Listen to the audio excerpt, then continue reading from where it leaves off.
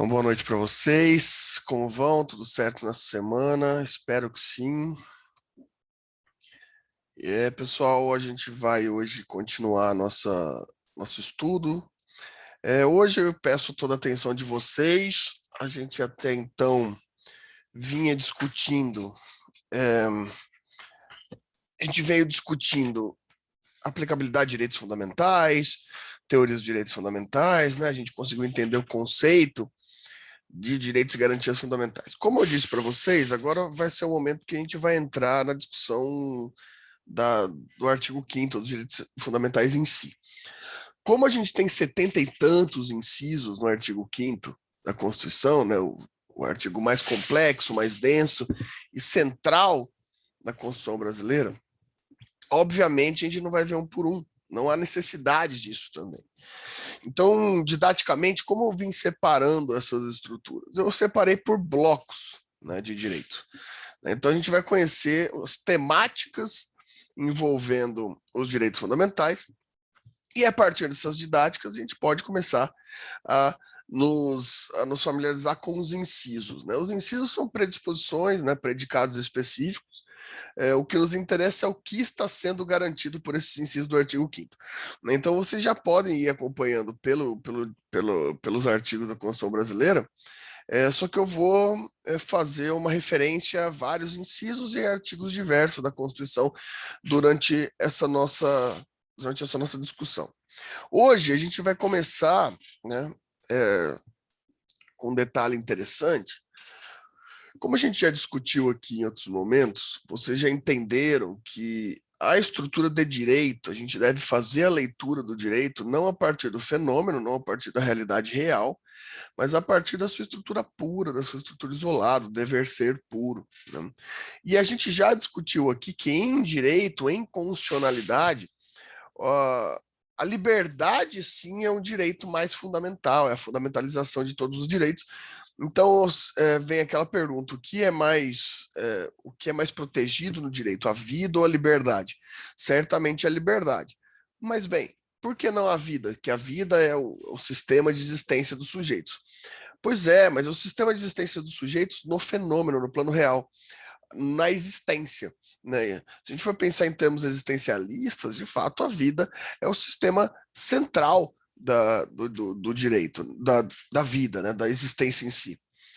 Mas a vida do direito, na forma como a gente conhece, a vida do direito, depende da liberdade. Né? Como a gente já discutiu várias vezes, mas eu sempre gosto de relembrar e ficar batendo nessa tecla para vocês,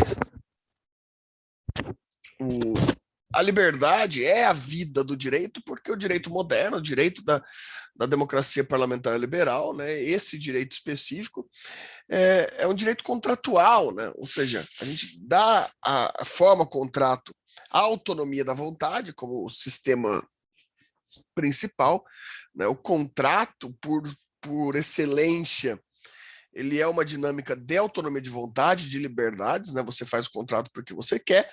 Se você faz um contrato sem você querer, você tem um vício de vontade, né? Você tem um contrato vicioso. Sendo assim, pessoal, nessa estrutura, a gente deve pensar que sim, o direito à liberdade é o direito central dos direitos fundamentais. Entretanto, a gente já começa a pensar a essa altura que o entrelaçamento entre realidade, né, entre ser e dever ser, entre realidade e direito, é inevitável. Né? A gente não consegue separar ao certo no nosso dia a dia, na nossa existência, os limites do que é direito e do que é vida. Por isso eu achei interessante, antes da gente trazer os direitos à liberdade, a gente discutir esse bloco chamado direito à vida. Por quê? Porque o direito à vida vai ser um elemento jurídico que, por essência, vai interferir na existência. Então, é um elemento de direito que discute essencialmente a sua existência. É um elemento muito sui generis da estrutura jurídica, nos direitos fundamentais. Porque a pureza do direito sempre tem aquela questão de atingir somente os direitos, atingir somente as funções o plano normativo. Entretanto, é o direito à vida, o bloco, as defesas do direito à vida, que vão lidar diretamente com os fenômenos existenciais. Por isso, eu escolhi para a gente começar a discutir hoje esses direitos, né?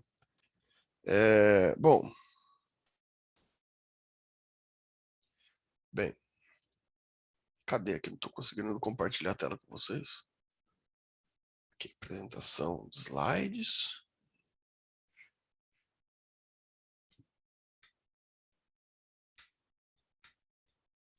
Finalmente. Tá aparecendo aí, né? O slide aqui tá com bastante conteúdo diferente dos que eu faço normalmente, né? Mas é porque tem muita legislação e jurisprudência aqui. Não é o tipo de slide que vocês estão acostumados comigo, mas ele tem bastante conteúdo, letra de lei. Bom, podemos então começar a refletir juntos aqui. Direito à vida como conceito de garantia fundamental. Meus caros, nossa, eu escrevi artigo 5º 2 vezes aqui, mas tudo bem. A gente pode encontrar o direito à vida, cadê minhas canetinhas aqui? A gente pode encontrar o direito à vida logo no caput, logo na cabeça, logo na primeira frase do artigo 5º, né? A gente já discutiu essa primeira parte de alguma forma, todos são iguais perante a lei de instituição, garantida aos brasileiros e estrangeiros residentes do país no país. Então vamos separar até aqui e vamos ter aqui somente essa estrutura aqui. Somente essa parte aqui. A inviolabilidade do direito à vida. Bom, a primeiro momento, ao ler o artigo 5º caput, em que a gente lê inviolabilidade do direito à vida, talvez a nosso primeiro pensamento seja, bom, inviolável no sentido de eu não poder ter a minha vida mitigada, não poder ter a minha vida violada pelo Estado ou por outrem, né, ou qualquer questão nesse sentido. Entretanto, é importante a gente colocar que este direito à vida, predisposto, esse direito à vida pressuposto no artigo 5º caput, ele se trata de um conceito genérico de vida. Né? Conceito genérico de vida.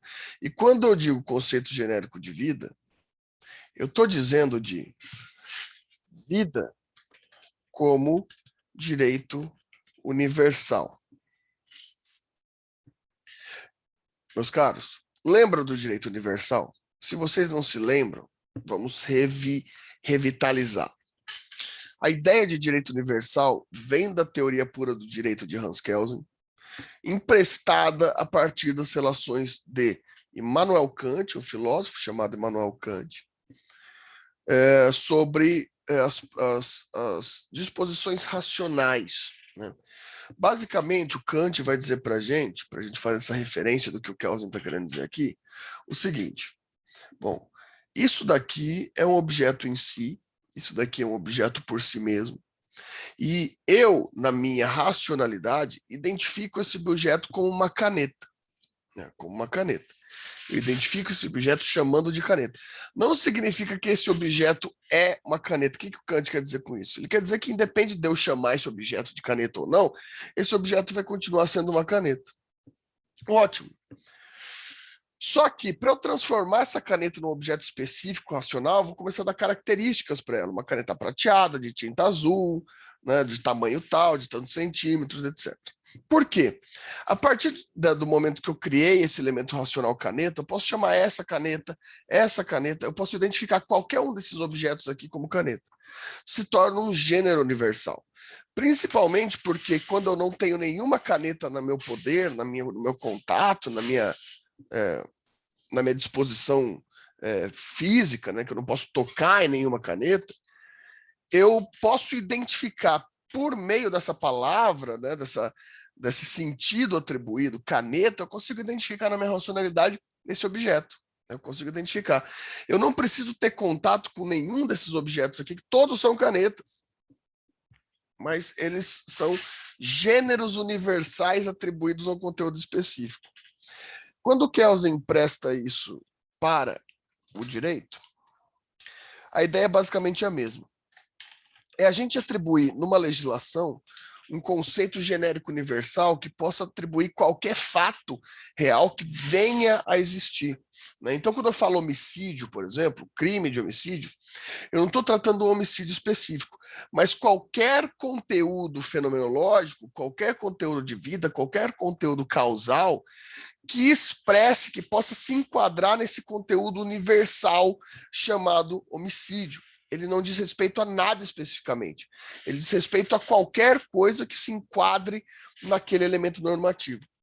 Então, quando eu estou falando de direito à vida como conceito universal, como conceito genérico, gênero de vida, não necessariamente eu estou lidando com vida como a nossa existência enquanto ser racional. Como assim? Vida quanto conceito genérico, ele pode ser, sim, uma das hipóteses, quanto à simples existência, só que é apenas uma das hipóteses. Como também ele pode ser atribuído ao modo de vida. E o direito à vida, atribuído ao modo de vida, ele necessariamente vai estar ligado com condições econômicas, e ele vai estar ligado a condições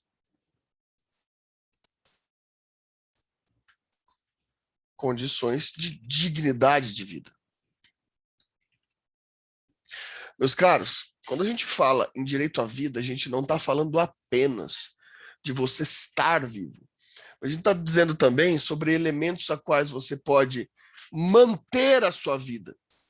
E também elementos aos quais você vai dar conteúdo, juízo de valor de conteúdo de uma vida digna. Então, quando eu falo em direito à vida, eu estou falando também em vida quanto ao seu conteúdo. Como você vive. E se você tem condições de ter uma vida, qual você pode chamar de vida. Né? A obrigação do Estado quanto ao direito fundamental de vida não é apenas a obrigatoriedade do Estado, perdão, a obrigatoriedade do Estado em te qualificar, né, em te qualificar como um ser existente, mas também a obrigatoriedade de se ver que é direito e garantia fundamental a sua vida com condições de estar diante do seu exercício autônomo dentro da sociedade, com condições de vida e principalmente dignidade de vida. Aqui a gente já encontra um dos primeiros princípios do direito à vida. O direito à vida, quando ele é discutido como direito fundamental, a gente está discutindo necessariamente a ideia de dignidade da pessoa humana. Dignidade, meus caros. Dignidade da pessoa humana é um dos conceitos mais atribuídos nos direitos fundamentais. E a dignidade da pessoa humana, eu até deixei para escrever com vocês aqui para a gente conseguir fazer essas anotações, ela pode ser encontrada, né, como fundamento, não só como direito fundamental, mas como fundamento da República. Fundamento da República do Brasil. E vocês podem encontrar isso no artigo 1º da Constituição, inciso 2. Inciso 3, desculpa. Né, o artigo 1º da Constituição, logo na abertura, ele vai dizer no seu caput: a República Federativa do Brasil, formada pela união indissolúvel dos estados, municípios do Distrito Federal, constitui-se em Estado democrático de direito e tem como fundamentos, número 3, a dignidade da pessoa humana. Logo, então, no princípio, né, no princípio da Constituição, já se diz como fundamento da República à dignidade da pessoa humana. Meus caros, isso aqui é de extrema importância, porque a gente está trazendo o direito à vida como característica da dignidade da pessoa humana e também como fundamento de responsabilidade da República Federativa do Brasil. Ou seja, direito à vida, muito mais do que se manter vivo, é se manter com vida digna. E daí eu pergunto para vocês aí, que hoje estão silenciosos e totalmente acuados nas suas casas, o que é dignidade? Vocês saberiam me dizer o que é dignidade? O que é ser digno? Alguém tem um conceito de dignidade para me passar? Ou posso chamar nominalmente um de vocês? Provavelmente alguém que tiver com a câmera desligada que eu vou chamar, né? Menos o Luiz, que tá com a câmera desligada, mas fala pra caramba sempre. Então, vou chamar normalmente quem não fala muito na aula. Ninguém? Vamos ter que chamar? É, tô vendo. Se eu chamar e não responder, é menos um ponto, né? É menos um ponto na prova. Vamos ver, né? Bom, eu vou escolher então, aleatoriamente.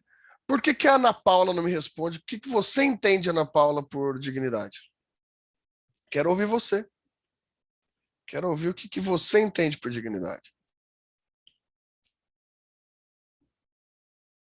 Tempo. Boa noite. Provavelmente ela pôr no bate-papo, professor, porque ela não tem microfone.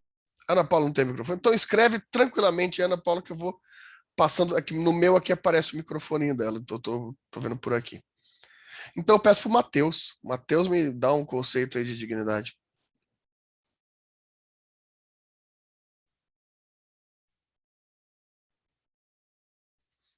Tempo. Qual, Matheus? Deixa eu Você, ver aqui. você mesmo, Matheus. O outro não tá. Exatamente você. Sei que era o outro, tem o outro. Precisamente você. Me dá o seu entendimento por dignidade. Que para você professor, é uma vida digna? Eu acho que ter honra na sua palavra, né? Ser honesto, eu creio que seja isso. Entendi. Então você atribui mais essa ideia de uma vida plena, honesta, né? Isso, transparente, sim, Transparente, entendi. É um bom conceito, não deixa de ser. Creio que é isso, né, para mim, assim. Não deixa de ser, não. É um conceito interessante que a gente pode atribuir, né? E o Renato? Renato, você tem algum conceito para mim aí? Eu acredito que seja respeito também, posição, autoridade, uma pessoa digna. Interessante, respeito, respeitar terceiro, né? Entendi.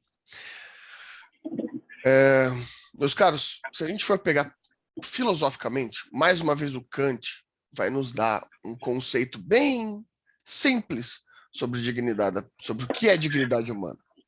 É interessante os conceitos que vocês estão me passando, porque é justamente essa amplitude da discussão do que é dignidade humana que importa para a gente aqui. Se a gente for pegar o conceito filosófico disso, em Immanuel Kant, vai estar bem claro para a gente ali que dignidade, olha só que interessante, é que o sujeito, vou colocar indivíduo, tá? É que o indivíduo seja utilizado como fim em si mesmo. Olha que conceito interessante. Esse é um dos conceitos mais importantes de dignidade humana. Dignidade é que o indivíduo seja utilizado como fim em si mesmo. Significa dizer que faz sentido com o que os colegas falaram. Então, olha como a gente pode trazer daqui. Utilizar terceiro, utilizar uma pessoa como meio para que você chegue em um objetivo final que não seja ela mesma, seria indigno. Ou seja, dignidade para o Kant seria que a finalidade, o telos da humanidade, a gente tentar descobrir o porquê e para que a gente vive, né, deve ser a finalidade de todo ato de Estado. O Estado e a sociedade devem agir para que cada indivíduo alcance seu objetivo final de vida. Esse conceito é bem interessante para a gente entender dignidade, porque a gente pode começar a refletir sobre sentidos amplos da questão. Vejam só, a Ana Paula colocou aqui que seja uma vida com boa qualidade de vida e seus direitos garantidos na sociedade. Essa é a questão também, Ana. Boa qualidade de vida. Veja a palavra que você está usando para mim aqui, Ana. Qualidade. Qualidade significa juízo de valor. Qual juízo de valor vai ser atribuído na minha vida para que eu esteja satisfeito com ela? Para que a minha vida não seja miserável. A Fabiane falou também, não tinha visto, que ela falou tem uma vida digna. A vida digna. Vida digna, veja, assim como a Ana colocou também, qualidade de vida, juízo de valor atribuído à vida. O que faz a minha vida ter sentido? Olha que maluquice isso, é isso que eu quero que vocês vejam. Eu estou falando de sentido da vida no direito. Por isso que direito à vida é tão complexo. Eu tenho que garantir que a minha vida tenha uma configuração digna, tenha uma configuração de que vale a pena viver. Né? Olha só que interessante. É interessante esse conceito.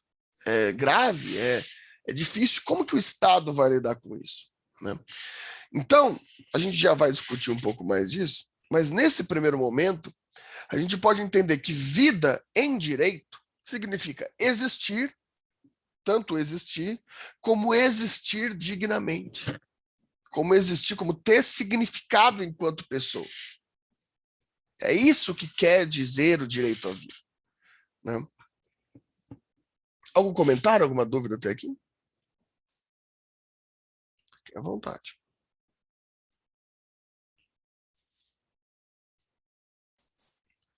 Beleza.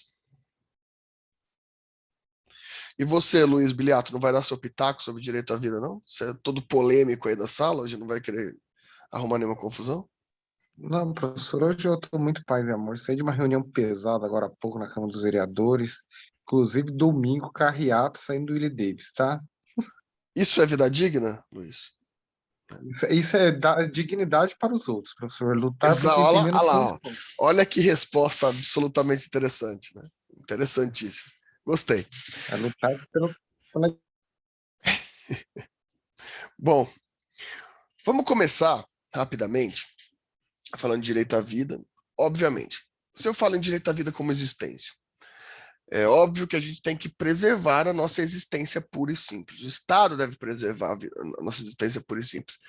Meus caros, a ideia, por exemplo, né, eu acho que eu vou ter que abrir uma lousinha, né? Vai ficar muito confuso se eu escrever nesse meio monte de letra aqui. Vocês já tiraram um print, alguma coisa dessa tela? Porque eu acho que se eu for para a lousa e voltar nessa tela, vai perder todas essas anotações aqui. Eu vou tirar aqui também, qualquer coisa eu mando para vocês. Mas é porque senão perde. Bom, se a gente começar a pensar, então, direito à vida em sentido estrito, ou seja, existência pura e simples, a pura existência da vida, a garantia do Estado em garantir a sua existência, ela já vai ser compreendida, mas ela não necessariamente precisa estar na Constituição. Né? Ela não precisamente tem que estar na Constituição. A vida, como conceito estrito,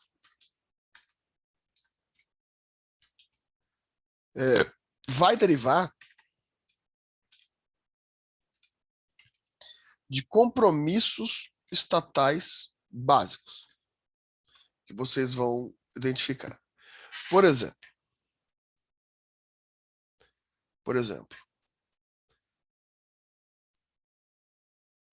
a gente vai ter como exemplo segurança pública. Segurança pública deriva essa ideia de segurança pública, ou seja, o policiamento ostensivo, né?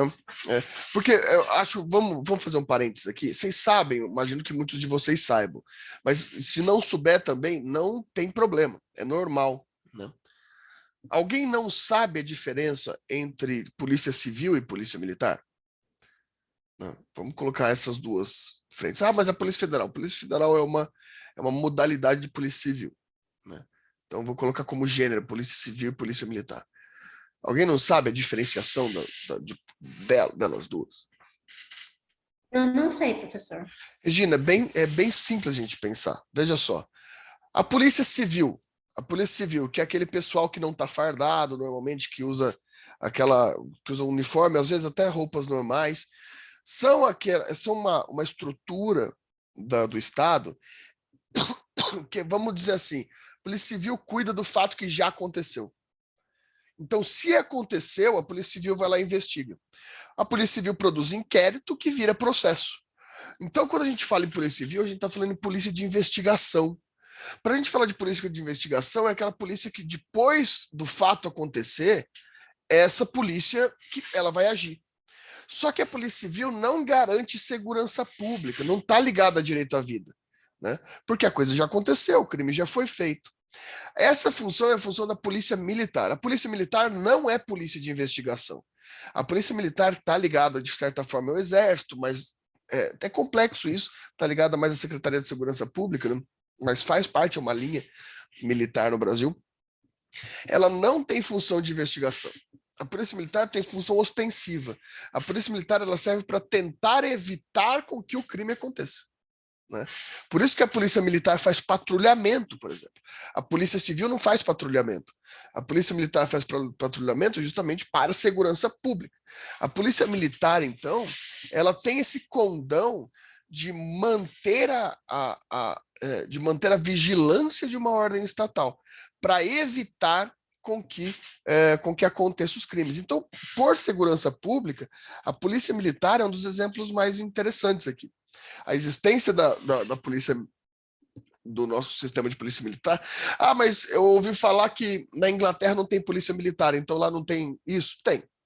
A diferença é que está na mesma instituição que é como se fosse a nossa Polícia Civil, né? Então só vai ter essa diferenciação dentro da estrutura da Polícia Civil. Todos os estados vão ter isso de alguma forma, cada um vai ter uma forma diferente de apresentação. No Brasil é feito pela Polícia Militar, que a função da segurança pública é, já que a gente está na sociedade, o Estado tem essa obrigação, a prevenção vai ser feita, por exemplo, pela Polícia Militar. Outro exemplo claro de direito à vida é o SUS, né? É o SUS, né? Quem tem aí mais de 23 anos tá aí, usou o SUS esses dias, né? O SUS, o Sistema Único de Saúde, é um sistema público, né, que deriva também do direito à vida. Qualquer pessoa, e o interessante do SUS é qualquer pessoa, tendo ela dinheiro, não tendo ela dinheiro, né, não importa, ela é universal. Por que é interessante ser universal? Pensa, por exemplo, outro programa social estatal como Bolsa Família. O Bolsa Família ele não é para qualquer um, você tem que provar a sua hipossuficiência, correto? Você tem que provar que você precisa daquela questão. O SUS não, você não precisa provar nada, você só vai e tem o atendimento. Porque o Estado garante para você direito à vida. E direito à saúde também é direito à vida, né? Então o SUS é outro grande exemplo de obrigatoriedade do Estado quanto ao direito à vida. Quanto ao direito à vida. E por incrível que pareça, o Judiciário também tem suas atribuições de direito à vida. O Judiciário também tem suas atribuições de direito à vida. Só que esse eu vou deixar em suspenso, porque a gente vai discutir mais isso quando a gente estiver em outro, daqui a pouquinho. Deixa eu ver aqui. O Luiz colocou que a Polícia Militar é a força policial responsável pelo chamado policiamento extensivo. Isso, enquanto a civil é a força mais voltada para a investigação. A Polícia Militar dedica-se à vigilância e repressão imediata e emergencial dos ilícitos. É isso aí. A Fabiane colocou, acredito que se engloba atender todas as necessidades básicas de acesso à saúde, trabalho e educação, que o Estado tem que garantir. Isso daí é basicamente isso que a gente vai discutir sobre dignidade. É isso mesmo. Vejam só, vamos voltar para o slide. Depois, aqui volta normal, a luzinha volta. O que não volta são as anotações do slide. Esse conceito está dentro da garantia da sua vida existencial. Mas vamos pensar pelo sentido contrário, a retirada da vida. E faço a pergunta para vocês. O Brasil pode retirar a vida de alguém? Ou vou até melhorar especificamente. No Brasil tem pena de morte? Tem ou não tem? Sim, tem. Tem, Luiz? Tem. Qual? Em caso de guerra, quando a pessoa não quer lutar ou é convocada e ela não se apresenta, algo assim. Tem É a diversos. única que eu sei. Você está corretíssimo. Em caso de guerra. Em caso de guerra, então no Brasil tem sim a aplicação de pena de morte no Brasil. Né? Tem essa aplicação. A professora de penal tinha dado essa dica outro dia, por isso tá fresco ainda. Tá fresco ainda, tá fresco. Pena de morte no Brasil tem. Só que é interessante a gente pensar que a pena de morte no Brasil, ela se dá somente em casos de estado de guerra, né? E o estado de guerra, meus caros, ele não se dá de qualquer forma, é complexo, né? E é interessante a gente pensar que essa única exceção, né, ela, como fala, ela vai ter todo um cuidado e toda uma prestação específica para ser cumprida, né? Vejam, o estado de guerra, logo aqui, o artigo 84, vejam aqui o artigo 84 da Constituição. Aqui, ó. Compete privativamente ao presidente da República declarar guerra no estado de agressão estrangeira, autorizado pelo Congresso Nacional ou referendado por ele. Quando corridos no intervalo de sessões legislativas, enfim. Eu quero que vocês tomem muito para si a hipótese única de declaração de guerra no Brasil. Agressão. Somente no caso de agressão estrangeira, o Brasil está autorizado a ter declarada a guerra. Ah, mas e guerra civil interna? Não. Ah, mas e a motinação interna? Não. Declaração de guerra somente se enquadra em agressão estrangeira. E não somente isso. Essa agressão estrangeira, ela tem que necessariamente ser reconhecida como agressão estrangeira, pelo Congresso Nacional. Significa dizer que não basta, compete sim ao presidente da República. Claro que compete ao presidente da República. O presidente da República é o chefe das Forças Armadas. Ou, como diz o nosso presidente, líder supremo. Né? Ele virou o Darth Vader agora. Né? Mas, enfim, é o chefe das Forças Armadas. Mas ele não falou que ele é o líder supremo. Desculpa, professor, essa foi boa, viu? Mas ele é o chefe, tá? É claro, eu acho que já é o suficiente para explicar. Ele é o chefe das Forças Armadas Brasileiras e quem luta na guerra é as Forças Armadas Brasileiras, né? Que vão, né? E mais, deve-se pensar que ele só pode declarar essa guerra no caso do Congresso Nacional referendar, no caso do Congresso Nacional entender a agressão estrangeira como agressão estrangeira. Veja, isso é muito interessante, porque isso pressupõe uma pressuposição muito importante para nós aqui, que, ainda que em estado de guerra, no Brasil, né, na Constituição de 88, não há estado de exceção. Por quê? Por que não há estado de exceção? Não há suspensão do direito. Porque ainda que se declare guerra, se mantém os três poderes. E a estrutura militar ainda está subordinada aos poderes. Mas isso é importante, isso é extremamente importante, porque a figura do estado de exceção, ela normalmente implica na não aplicação dos três poderes, na militarização do Estado e na e na autonomia do Estado, do Estado militar, né? No Brasil, o artigo 84 nos deixa muito claro que isso não pode acontecer, né? Eu venho recebendo muitas mensagens curiosas, né, nesse local,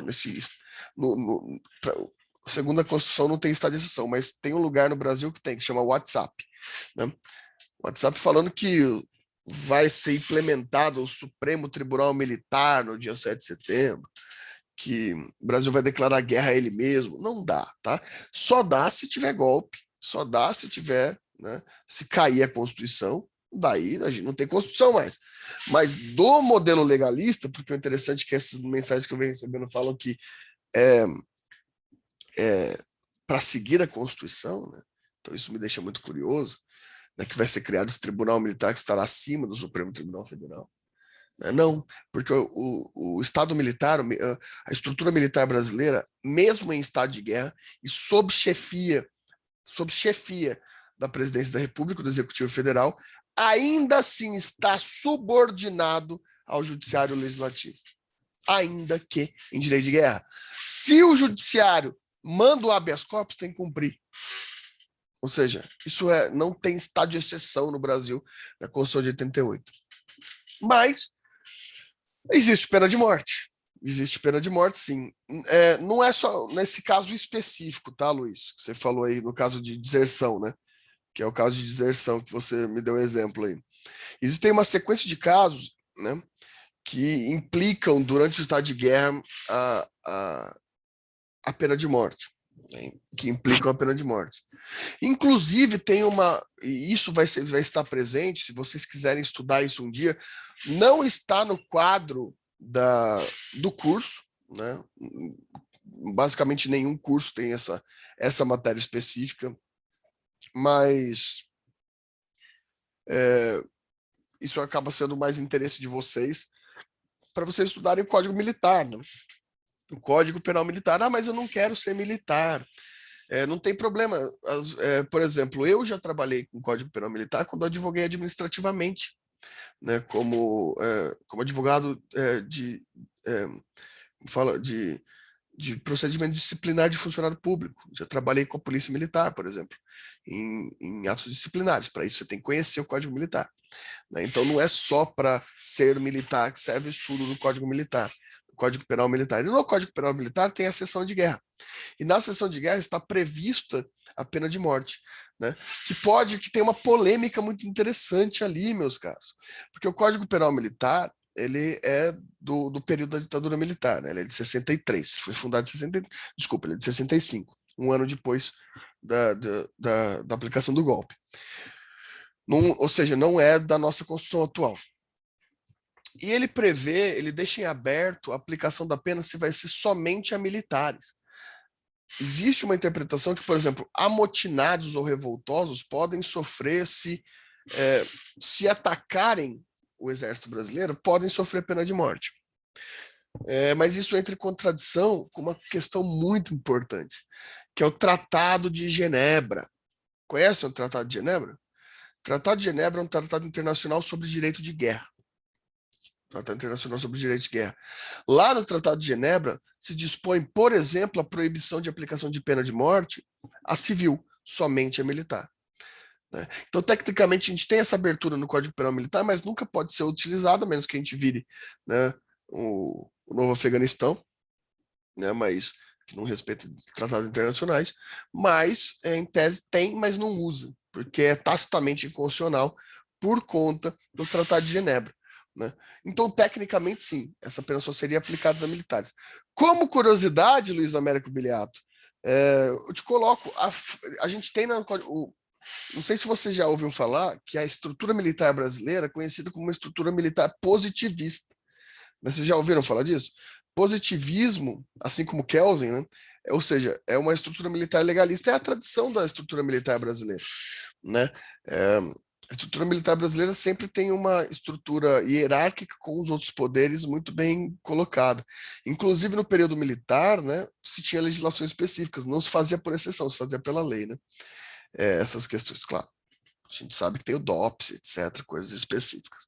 Mas é conhecida como uma forma legalista. que tem que ter sua fundamentação legalista. Então, a gente tem até o procedimento de pena de morte no Código Penal Militar, né? E é muito interessante, até conto para vocês como curiosidade de saber, porque no Código Penal Militar, para a gente ter pena de morte, você vai ser morto por fuzilamento. Essa é a pena de morte que o Código Penal Militar dispõe. E o fuzilamento, ele implica na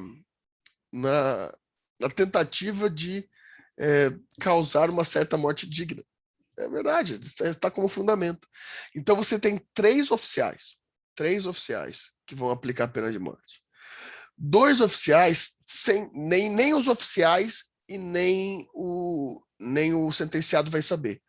Mas 2 oficiais vão ter armas com bala de festim, vão ter armas com balas não letais. E um vai ter arma com bala fatal.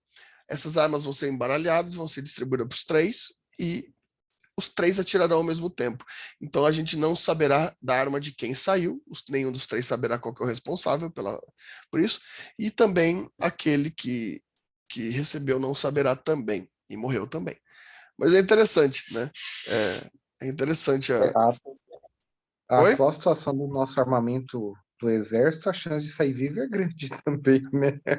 Como a gente vai estar provavelmente com uma Taurus, né? É capaz de nenhuma das armas atirar direito, né? Então vai ser muito Ele complicado. talvez mate por sufocamento, liga um tanque daqueles fumacê e deixa a pessoa lá. Acho que é mais efetivo. Ai, Luiz, vou te falar, viu? Você também, viu? Só levanta essas polêmicas. Mas bem, importante falar que essa pena de morte é a única possibilidade, mas ela não pode ser, em hipótese alguma, modificada, meus caros.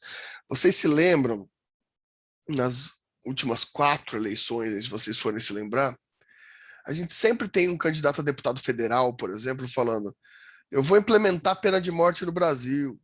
Né? Eu gosto porque, assim, prometer e não cumprir, a gente já se acostumou. É normal de político. Agora, prometer o que não pode cumprir, daí eu acho mais sacanagem ainda, né? Porque o artigo 5º, o 48, o 48 ou 47? 47. Ele vai colocar para a gente que não haverá penas, né, nem de morte, nem de caráter perpétuo, nem de trabalho forçado, nem de banimento e nem penas cruéis. Ou seja, pena de morte, salvo em guerra declarado nos termos do artigo 84, esse que a gente leu, né, não haverá. E também o artigo 60, parágrafo 4º, que é aquele das chamadas cláusulas pétreas, lembram-se deles? Não será objeto de deliberação de proposta nem de emenda a abolir daí o 4 direitos e garantias individuais, sendo incluso a pena de morte, que está presente no artigo 5º, 47. Não pode ter pena de morte no Brasil.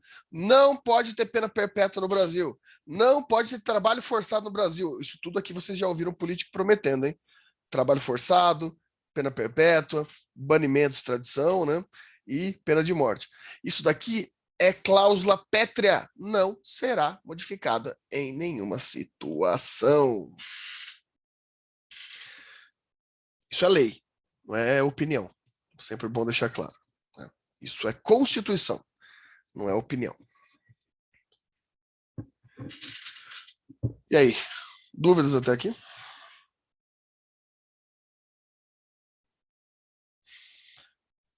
Acadêmicos. Vocês já foram mais participativos nessas aulas aqui. Falar para vocês, hein? Falar para vocês. Lembra que Professor, Oi? só não entendi ali muito bem que você circulou ali do artigo 84. Uhum. No caso de agressão estrangeira, não ficou muito claro para mim, eu não compreendi, não. Entendi, Ana. Vou colocar assim para vocês. O artigo 84 deixa claro que o Brasil só pode declarar guerra, ou seja, o estado de sítio, né? Declaração de guerra, se a agressão vier de fora do Brasil. Então, por exemplo, se o Brasil tiver uma agressão interna, vamos supor que a gente cria uma milícia armada no Brasil, grupos revoltosos começam a a guerrear entre si. Isso não vai ser considerado na legislação brasileira guerra. A gente vai ter que agir pelas forças da lei, do jeito que elas estão. A gente só pode ter declaração de guerra no Brasil se outro país tiver algum tipo de ataque, algum tipo de agressão ao Brasil. Ana, você vai ter uma matéria ainda aqui na faculdade que chama Direito Internacional. Nessa matéria, você vai ver todas as hipóteses dessas agressões externas. Mas a gente pode dizer assim, que não necessariamente precisa ser uma agressão bélica, uma agressão armada. Pode ser um golpe, pode ser uma provocação. Tem muitas opções as quais pode ser considerada agressão externa. Em outras palavras, outro país age de forma agressiva com o Estado brasileiro, ameaçando a soberania do Estado brasileiro, né? Daí, se houve essa agressão estrangeira, o que vai acontecer? O Congresso Nacional, ou seja, o Senado Federal e a Câmara dos Deputados, vão discutir essa agressão, esse ato de outro país ao Brasil, configura uma agressão estrangeira?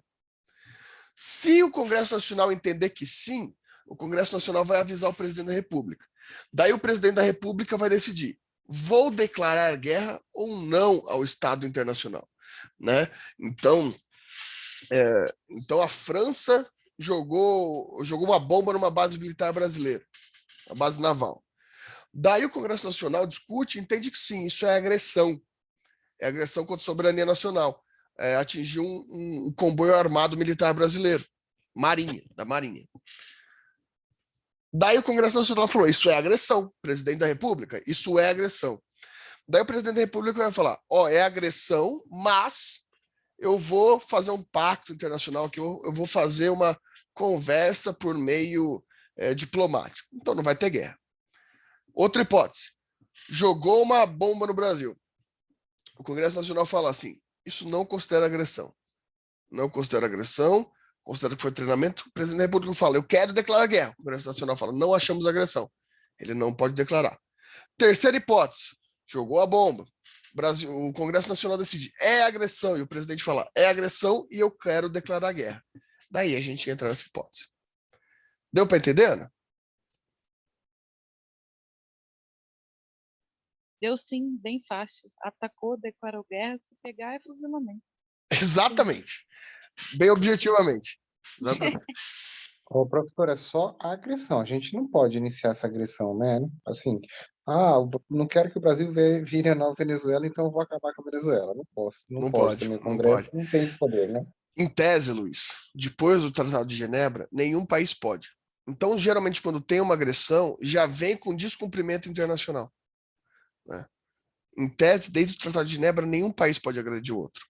Daí você me pergunta, Luiz Américo: mas os Estados Unidos atacou o Afeganistão e o Iraque em 2001. Eu sei. Mas a Rússia atacou a Crimeia. Eu sei. Mas, como eu já disse, os dois nomes mais fortes da ONU hoje são os Estados Unidos e Rússia, e são os dois que menos cumprem tratados internacionais. Daí a gente não vai estar mais numa discussão jurídica, a gente já vai estar na discussão política internacional. Mas, em tese, nenhum país pode atacar o outro. Isso já seria descumprimento de tratado internacional, por si. Bom,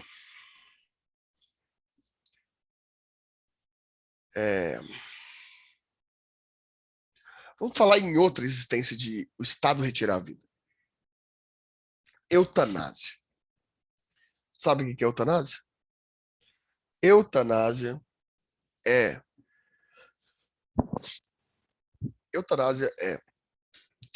a morte assistida de paciente que tem desejo de parar com seu sofrimento prolongado durante uma doença específica. Então, você tem um paciente em estado terminal que gera uma consciência em que esse está sobre efeitos físicos muito cruéis, e se tem a vontade de desligamento de aparelhos, né, ou de indução à morte. Esse é um caso extremamente polêmico. Vocês conseguem ver por quê? Eu vou até fazer a lousinha aqui. Print de novo. Quem quiser tirar print de novo, aí, tira aí que eu vou voltar lá para a lousinha. Aqui. Por que isso daqui é tão complicado, meus caros? A eutanásia. A eutanásia tem um conflito de direitos fundamentais. A eutanásia tem um conflito de direitos fundamentais. São dois direitos fundamentais em discussão. O primeiro é: o Estado não pode interferir na vida de um sujeito de direito. Não pode, gente. A gente já discutiu isso. O Estado não pode interferir na vida.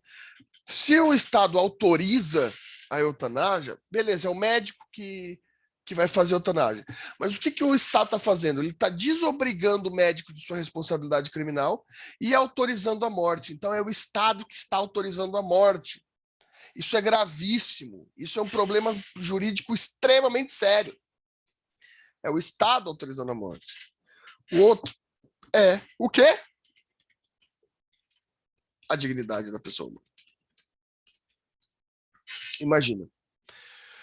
Você é um paciente terminal com uma doença crônica, uma doença nervosa crônica, que te causa dor intensa, né? Dor intensa, que nem mesmo a morfina ou qualquer outra droga mais forte é capaz de te aliviar. Isso existe. Né? E você ali, foi dado para você ali 6 meses de vida.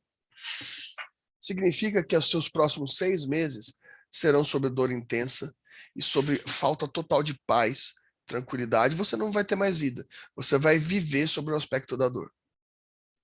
Onde há dignidade nessa vida? Onde há capacidade digna nessa vida? Ah, mas a pessoa tem que aceitar isso para ela, essa pessoa tem que ver seu caminho, sua martirização. Gente, o Estado é laico, não dá para falar que a pessoa tem que fazer isso. A pessoa não tem que fazer nada. A pessoa não tem que. A pessoa está vivendo uma vida indigna de dor e sofrimento. Aqui a gente tem um problema seríssimo. Seríssimo. Um problema seríssimo de conflito entre direitos fundamentais. Existe eutanásia no Brasil? Não. A eutanásia no Brasil não é autorizada. Não é autorizada. Ela existe de fato no Brasil? Existe de fato no Brasil. Muitos médicos a fazem por outros meios, por exemplo, por indução anestésica, né? Que acabam driblando essas questões. O judiciário, a polícia, as investigações, o Ministério Público sabem que são feitos pelos médicos? Sabem que são feitos pelos médicos. Mas é como se fosse uma grande vista grossa estatal. O Estado não pode mandar matar ninguém. Só que o Estado também entende o problema da dignidade. O problema maior disso é que, beleza, faz, mas não é garantia. Então, o que a gente tem de fato? Proibição. A eutanásia não é permitida no Brasil. A eutanásia não é permitida no Brasil. A gente tem aqui um caso muito parecido. Tem dúvidas ou comentários? Por favor, eu fui passando para outra coisa, nem sei se vocês querem comentar alguma coisa.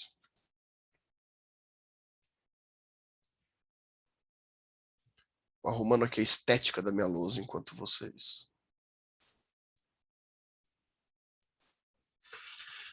pensam se tem alguma questão aí sobre a eutanásia.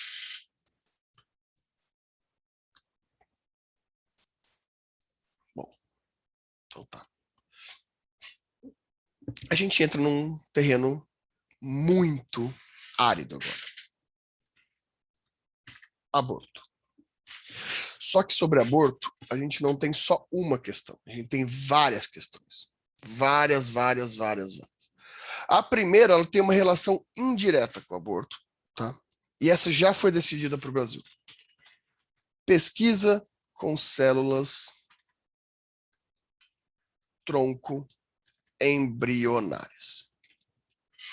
O que é pesquisa com células-tronco embrionárias? Vocês sabem, pessoal? Pesquisa com célula-tronco embrionária é aquela pesquisa utilizada com embriões in vitro, né? Embriões endoembriões, embriões fecundados externamente ao corpo do ser humano, né? Ou seja, você, por exemplo, uma pessoa vai fazer uma inseminação artificial. Não é só um embrião que é fecundado, são vários embriões que são fecundados. Os embriões que não são fecundados são congelados e depois de um tempo descartados, né? Mas há uma concepcionalidade ali, né? O embrião, você tem os dois gametas fertilizados, né? Depois ele é aplicado internamente na pessoa. Bom, com isso começou uma polêmica no Brasil, né? A gente tem uma legislação chamada Lei de Biossegurança. A Lei de Biossegurança no Brasil, né, que ela é de 2005, a Lei de Biossegurança, ela prevê a possibilidade de pesquisas de células-tronco embrionárias. Né, prevê a possibilidade de pesquisa de células-tronco embrionárias. Começou uma discussão, né, a respeito de... Essa discussão é muito importante para o direito, meus caros. Onde, quando se inicia a vida? Para o conceito de direito. E a discussão aqui era justamente uma teoria chamada teoria concepcionalista. A teoria concepcionalista, meus caros, diz respeito que a vida começa na concepção, no encontro de gametas, né? No encontro de gametas feminino e masculino. Basicamente, isso significaria que, ainda que as células, os embriões in vitro não estejam sendo concebidos da maneira tradicional, biológica, mas assim, in vitro, em laboratório, haveria concepção. Havendo a concepção, segundo essa hipótese, você descartar ou utilizar células-tronco embrionárias, você estaria utilizando já vida. Ou seja, o Estado já estaria fazendo pesquisa em vida humana, né? Eu, sinceramente, não sei, eu também não é uma questão de discussão nesse caso específico, o que vocês acham, o que eu acho. A questão é, eu vou voltar para a telinha lá, mas essa aqui, lembrando que ela não some. Se eu conseguir encontrar aqui, eu já volto para ela para a gente ler junto ali a questão. A gente lê aqui. Porque o Supremo Tribunal Federal já decidiu sobre isso. O Supremo Tribunal Federal já fez sua decisão na ação direta de inconstitucionalidade da Lei de Biossegurança. Né? Da Lei de Biossegurança. E o STF decidiu que pesquisas com células-tronco embrionárias, inexistência de violação do direito à vida. Inexistência de violação do direito à vida. Constitucionalidade do uso de células-troncos embrionárias em pesquisas científicas para fins terapêuticos. Descaracterização do aborto. Normas constitucionais de conformidade, e etc. Sobre direito de saúde e planejamento familiar. Bom, aqui a gente tem vários elementos interessantes, né? Ao dizer que o uso de células-troncos, as células-troncos embrionárias são inexistência de violação de direito à vida fundamentado pela descaracterização ao aborto, o Brasil determinou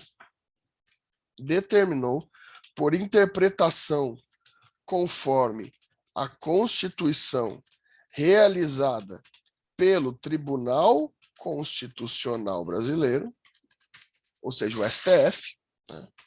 O STF, que o Brasil não adota a teoria concepcionalista. Olhem só que interessante, meus caros. O STF deixou nessa decisão fundamentado que o Brasil não adota a teoria concepcionalista. Então, para o direito brasileiro, a concepção não é o momento que se dá a vida. O embrião ainda não tem formação de vida. Isso tem certa importância, meus casos, porque, inclusive, junto com isso, veio a discussão sobre, por exemplo, a pílula do dia seguinte, que também teria, de certa forma, alguma discussão a respeito disso. Mas aqui a gente tem toda essa questão aqui. O Brasil não adota a teoria concepcionalista. Daí você me pergunta, né? Daí o Luiz Américo tá louquinho para me perguntar. Qual é a teoria que o Brasil adota sobre o momento da vida? Qual é? Você perguntou na sua cabeça e você mesmo me responda, Luiz Américo. Qual é a teoria adotada pelo Brasil sobre o momento do início da vida? Você sabe me dizer? Não faço ideia.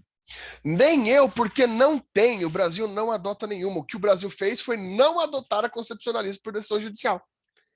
Não há no Brasil. O que a gente tem no Brasil é em direitos civis, contratuais, lá no direito civil, né, a teoria natalista. Lá no direito civil que só se aplica a contratos, a capacidade de vida, a dinheiro. Né? Lá no direito civil a gente tem a teoria natalista, que é o nascimento com vida. É o nascimento com vida. Por que a gente tem no direito civil isso? Porque se a criança nasce morta, ela não vai ter direito à herança da mesma forma, né? Vai ter toda uma modificação ali estrutural, né? Vai ter toda uma modificação estrutural da herança, do direito sucessório e etc. Em direito civil, existe a teoria natalista, que é do nascimento com vida. Mas por que é só direito civil? Porque é só a respeito de direito de família, a respeito de sucessão, dinheiro. Não é a posição adotada pela Constituição. E a Constituição não adota posição nenhuma. O que a gente sabe pela decisão do STF é que o Brasil não adota concepcionalista. A gente não sabe. A gente adota que é depois de 9 semanas de gestação, que é depois do tamanho específico em centímetros da criança, que é depois da formação dos órgãos internos. Não temos essa certeza. Não temos essa certeza. O Brasil não adota teoria alguma, né? Alguma sobre isso. É interessante que o STF deixa claro... Oi, diga. Mas se a gente não adota nenhuma, e o STF nessa decisão também disse que não é de concepção, não fica, então, nulo a questão da proibição do aborto? Chegamos Porque lá. se você aborta, a tendência ao aborto é o fim de uma vida, mas se a gente não consegue nem determinar o início... Exatamente, mas é aí que tá, meu caro. Porque um dos nossos dificuldades de entender se o aborto é possível ou não é justamente que a gente não tem uma decisão específica de qual é o conceito de vida no Brasil. Né? A gente só tem o problema, a gente só tem o problema a ser discutido, que não é discutido. O problema não é discutido, esse que é essa questão. Né? Porque, veja, o Brasil, o STF, nesse caso aqui, se você percebe, Luiz, apesar do STF deixar claro que não é natalista, ele deixa todo um aparato para falar que está falando só disso. Tanto que ele fala, usa células astrônicas para fins terapêuticos. Né? Por que ele deixa claro que é para fins terapêuticos? Para falar que é para pesquisas específicas, para falar que não é em outras hipóteses.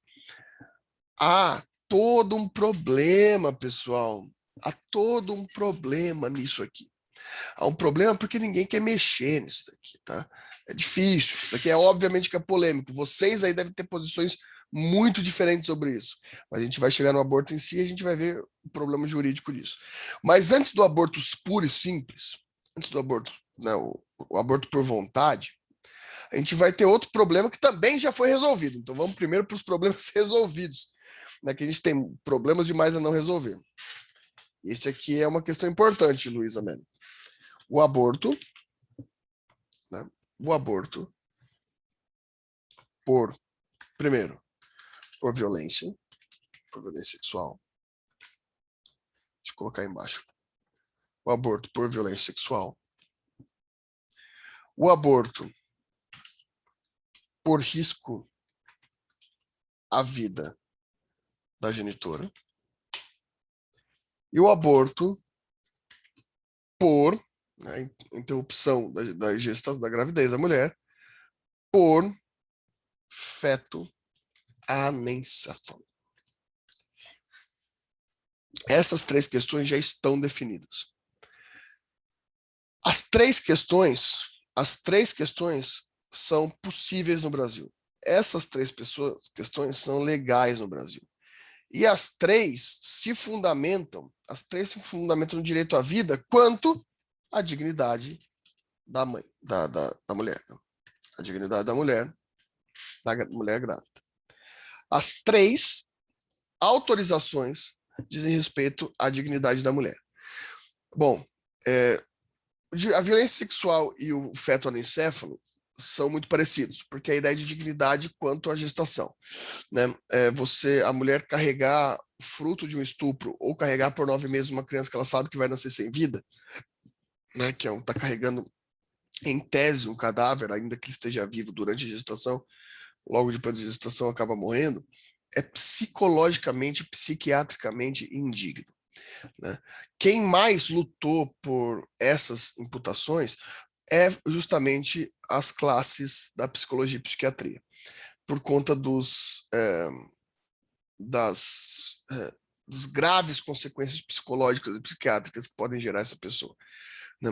O risco à vida da genitora é uma autorização ao médico que dá também por meio da dignidade, né, de uma pessoa que já tem sua vida formada ali, se tiver com sua vida em risco para isso.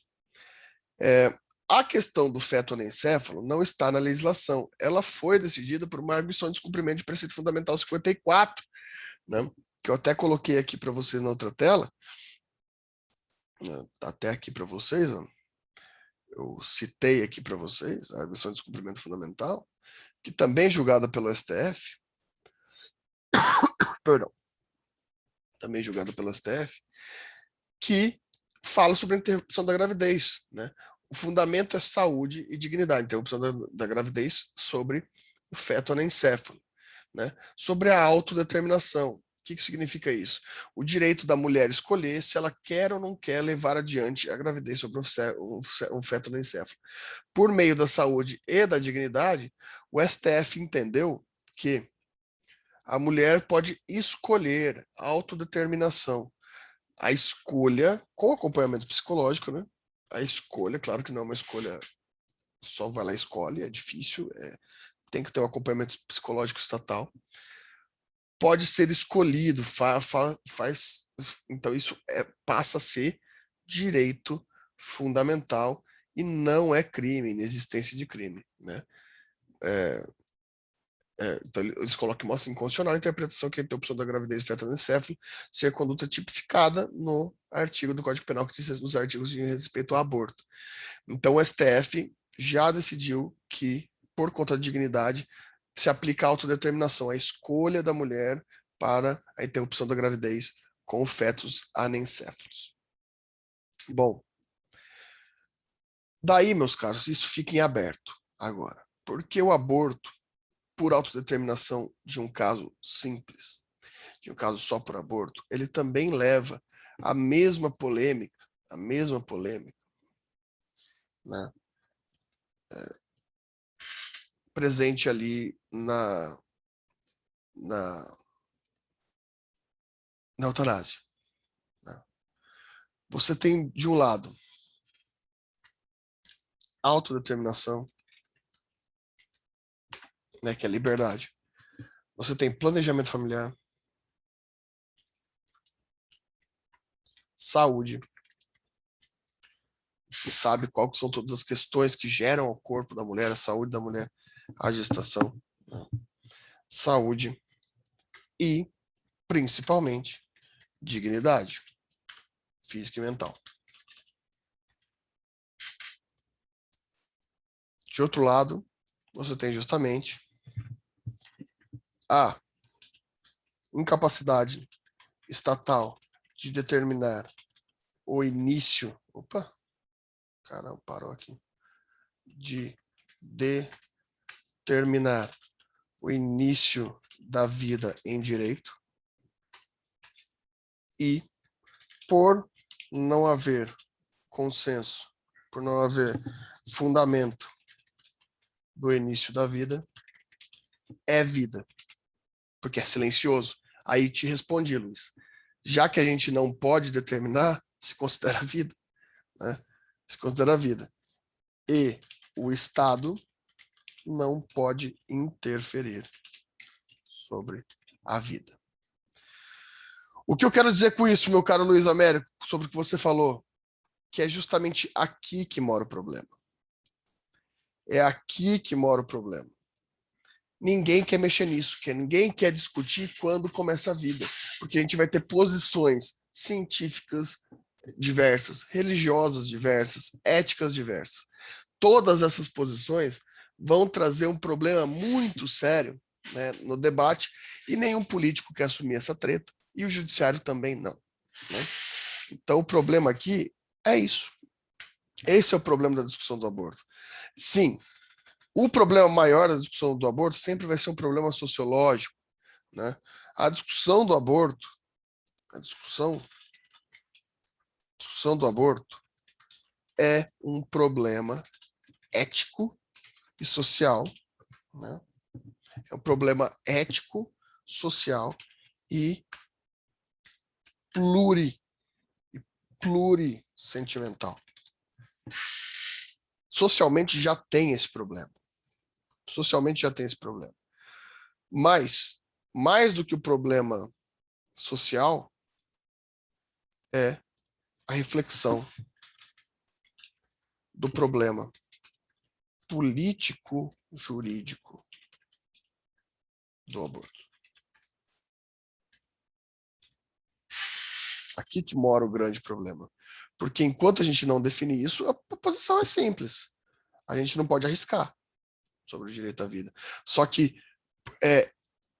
isso daqui, essa parte aqui, interrompe a possibilidade de discussão dessa outra parte aqui. Então, a gente está interrompendo a possibilidade dessa discussão por conta da não aplicação de uma discussão sobre quando começa a vida.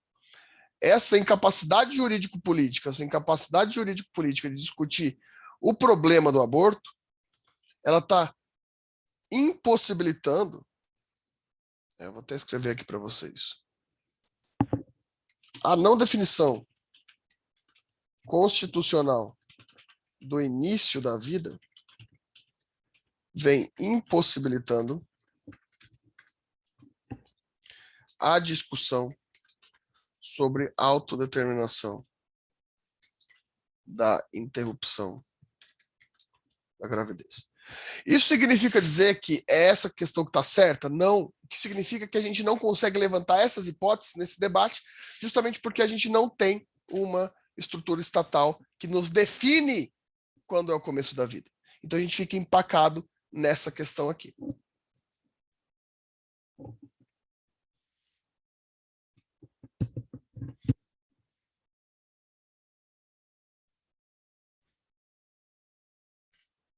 E aí? Comentários?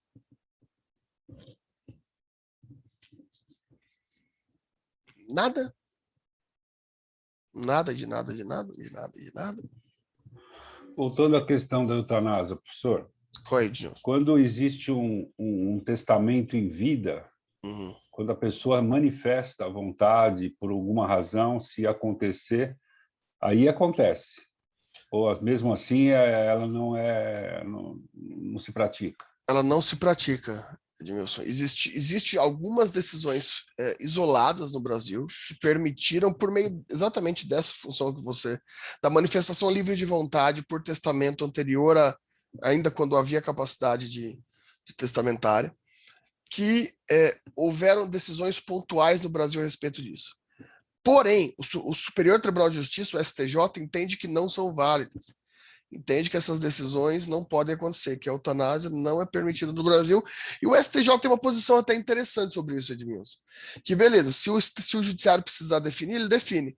Mas isso deveria ser uma questão legislativa, porque não há previsão de eutanásia, nem de proibição, nem de não de proibição no Brasil.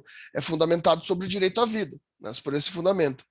Mas é difícil do judiciário agir sobre isso, porque o legislativo deveria fazer uma proibição ou uma permissão específica quanto à eutanásia. Né? Então fica muito incerto, mas em tese geral, não. Mesmo assim, não há essa possibilidade de eutanásia. Legalmente, não.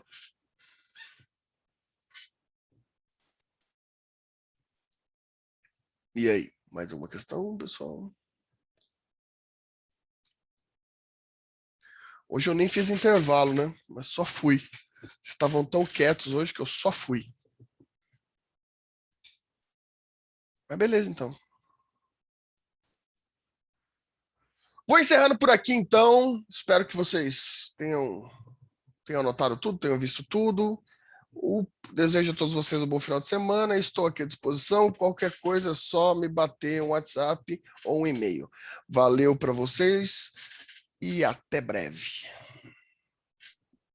Boa noite, professor. Boa noite, professor. Boa noite.